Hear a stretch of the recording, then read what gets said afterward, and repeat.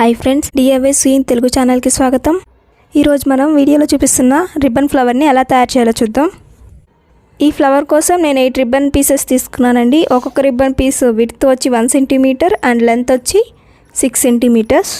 ఇప్పుడు ఒక రిబ్బన్ పీస్ని తీసుకొని వీడియోలో చూపించిన విధంగా రిబ్బన్ పీస్ని సగానికి మడత పెట్టుకొని రిబ్బన్ యొక్క ఎడ్జెస్ని ఒకదాని మీద ఒకటి వచ్చేలాగా ఉంచుకోవాలి.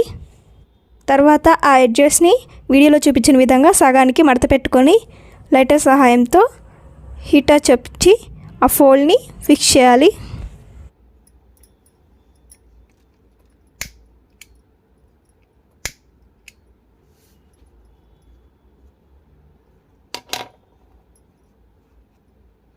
ఈ వీడియో కనుక మీకు నచ్చినట్టయితే లైక్ చేయండి, షేర్ చేయండి. మరిన్ని వివరాల కోసం ఛానల్ని సబ్స్క్రైబ్ చేసుకోండి.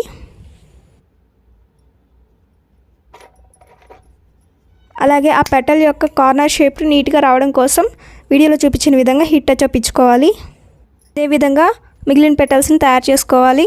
ఇప్పుడు వీడియోలో చూపించిన విధంగా సూది దారం తీసుకొని అన్ని పెటల్స్ని ఒక చోటికి గుచ్చుకోవాలి.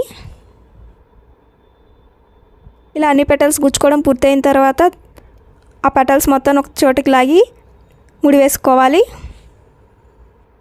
మధ్యలో ఒక ఆర్నమెంటల్ స్టోన్ని ప్లేస్ చేసుకుంటే బ్యూటిఫుల్ ఫ్లవర్ రెడీ అయిపోయిందండి.